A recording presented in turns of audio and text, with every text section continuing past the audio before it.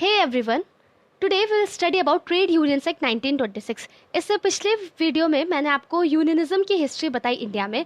तो अब हम अपना मेन टॉपिक के साथ स्टार्ट करेंगे जो कि ट्रेड यूनियंस एक्ट 1926 है।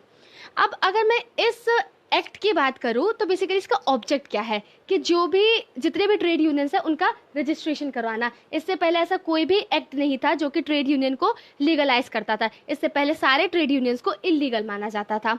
उसके बाद फिर क्या राइट्स एंड लायबिलिटीज होती है किसी ट्रेड यूनियन के आफ्टर रजिस्ट्रेशन, वो भी इसी एक्ट में बताया गया है। ये ऑब्जेक्ट हो गया। उसके बाद फीचर्स की बात करते हैं। फीचर्स में क्या बताया गया है कि जितने भी ट्रेड यूनियंस होते हैं वो सब एक बॉडी कॉर्पोरेट होने चाहिए। अगर आपने कंपनी लॉ पढ़ा होगा तो आपको बॉडी कॉर्पोरेट वर्ड अच्छे से पता होगा, और जिन्होंने नहीं पढ़ा तो सुनो। बॉडी कॉर्पोरेट मतलब क्या होता है कि जो भी बॉडी है उसकी सेपरेट लीगल एंटिटी होगी। जैसे आप कंपनी में पढ़ते हो ना, सबसे इंपॉर्टेंट केस सोलेमन वर्सेस सोलेमन वाले केस में पढ़ा होगा आपने।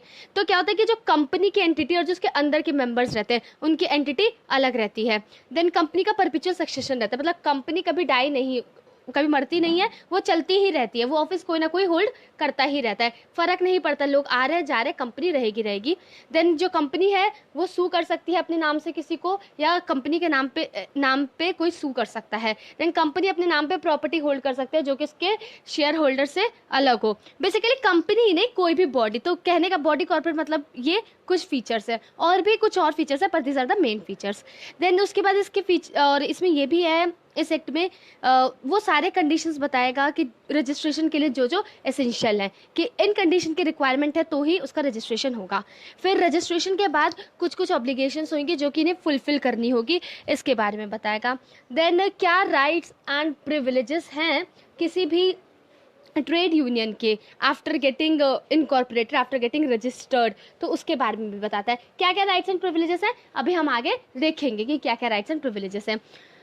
So this is about our object and features. Now we will study about the definition कि बेसिकली ये ट्रेड डिस्प्यूट होता क्या है, ट्रेड यूनियन होता क्या है। क्योंकि हमें पता है कि ये एक्ट किस लिए बना है, किसी भी तरीके का ट्रेड डिस्प्यूट हो उसे सॉल्व करने के लिए, राइट। जैसे इंडस्ट्रियल डिस्प्यूट, वो किस लिए बना था, किसी भी तरीके का डिस्प्यूट हो तो उसे सॉल्व करने के लिए। तो सिर्फ इसी तरीके का कोई भी डिस्प्यूट हो ट्रेड में तो उसे सॉल्व करने के लिए बना होता है। तो अभी बेसिकली ट्रेड डिस्प्यूट होता क्या है और एक्ट में कहाँ पे डिफाइंड है, कौन से सेक्शन में, कौन से प्रोविजन में। So let's get started.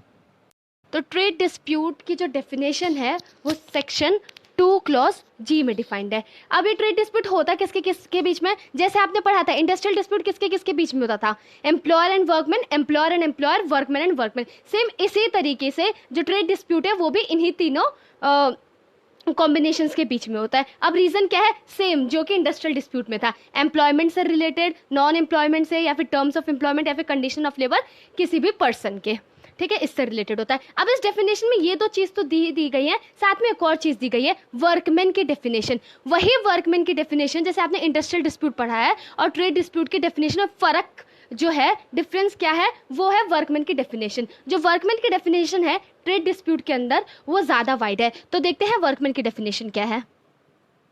तो वर्कमैन मतलब कोई भी पर्सन जो कि ट्रेड या फिर इंडस्ट्री में एम्प्लॉयड हो। अब आप पूछोगे ट्रेड और इंडस्ट्री का क्या मतलब है, तो ये तो एक्ट में डिफाइंड नहीं है, ये तो आपको पता चलेगा जब आप केसेस के थ्रू पता चलेगा। उसके बाद इस बात से फर्क नहीं पड़ता कि वो जो पर्टिकुलर मतलब जो पर्टिकुलर वर्कमैन है वो उस एम्प्लॉयर की एम्प्लॉयमेंट में है या नहीं जिससे ट्रेड डिस्प्यूट अराइज होता है। समझ नहीं आया, फिर से बताती हूँ। देखो, किसी एक पर्टिकुलर हमारे एम्प्लॉयर से ट्रेड डिस्प्यूट अराइज होगा तो जरूरी नहीं है कि वो वर्कमैन उसी पर्टिकुलर एम्प्लॉयर के अंडर ही काम करे, उसी पर्टिकुलर एम्प्लॉयर के अंडर ही एम्प्लॉयड हो। तो ये चीज जो है, ये वाला पॉइंट जो है वो इमटेरियल है, इससे फर्क नहीं पड़ता, ठीक है। तो ये हो गया हमारा वर्कमैन। तो यही वर्कमैन की डेफिनेशन जो है ये इस ट्रेड डिस्प्यूट को इंडस्ट्रियल डिस्प्यूट से अलग बनाती है। तो अब हम एक केस देखते हैं। इस केस का नाम है registrar of trade union versus government press employment union. इसमें बोला गया है कि जो भी गवर्नमेंट प्रेस होगा, गवर्नमेंट प्रेस पौंडीचेरी के अंदर जितने भी लोग काम करते थे वो सब वर्कमैन कहलाएंगे।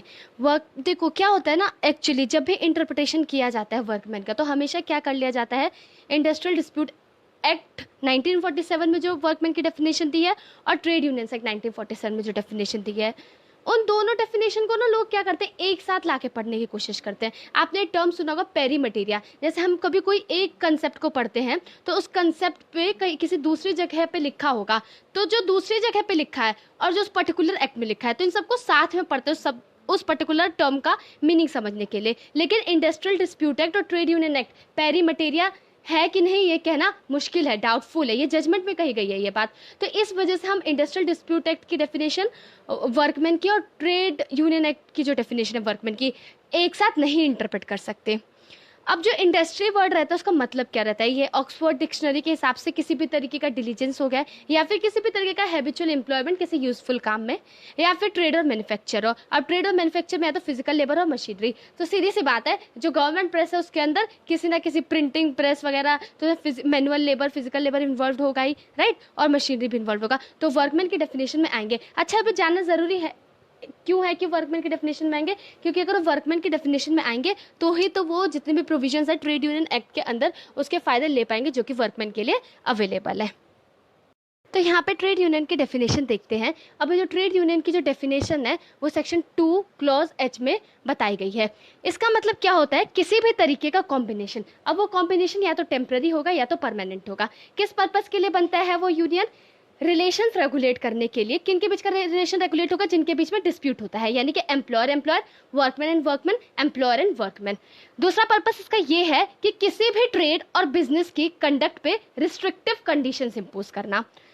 और ये जो ट्रेड यूनियन है, दो और एक या एक से ज्यादा यूनियंस, ऑब्वियसली दो या दो से ज्यादा यूनियंस मिलके एक साथ एक फेडरेशन बना सकते हैं जिसे एक सिंगल ट्रेड यूनियन माना जाएगा। तो ये डेफिनेशन है ट्रेड यूनियन। अब ट्रेड यूनियन की डेफिनेशन जानना क्यों जरूरी है, अब अगर आप इसे ऐसे याद करोगे तो ये लगेगा कोई पॉइंट ही नहीं है, लेकिन इसके डेफिनेशन जानना इस वजह से जरूरी है, तभी तो पता चलेगा हमें कोई डेफिनेशन ट्रेड यूनियन है या नहीं। और जब हमें पता चल जाएगा कोई बॉडी ट्रेड यूनियन है तो उसके कुछ राइट्स होंगे, राइट, कि अगर वो इस पर्टिकुलर यूनियन के अंदर आता है, एक्ट के थ्रू कुछ प्रिविलेजेस मिलेंगे तो उसके फायदे वो उठा पाए। ओके, उन जो स्ट्राइक करेंगे, लॉकआउट करेंगे, वो इलीगल ना हो, उनके लिए उनको पेनल्टी ना देनी पड़े।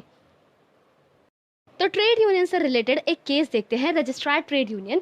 इस केस में क्या होता है कि जो Mysore state employees provident fund employees union है उसे ट्रेड यूनियन माना जाता था। उसे ट्रेड यूनियन क्यों माना जाता है, ऐसा मानना है कि जो activity provident fund carry on कर रही है वो इंडस्ट्री की डेफिनेशन में आता है।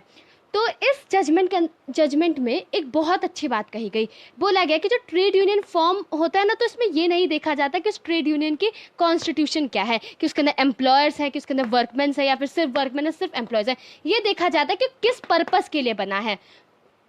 जैसे कि मैंने आपको पर्पस के बारे में सेक्ट में बता रखा है और आगे भी बताऊंगी, तो किस पर्पस के लिए बना है ये चीज़ है जो मायने रखती है।